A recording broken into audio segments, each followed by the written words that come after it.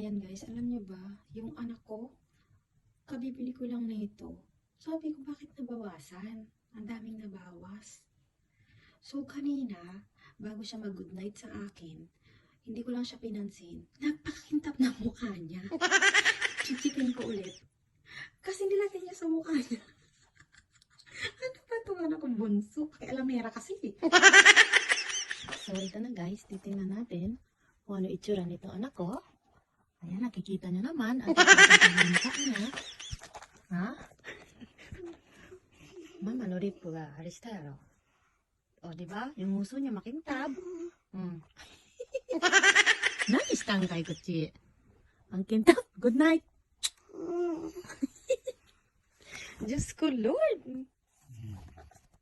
Diba? Saan ka?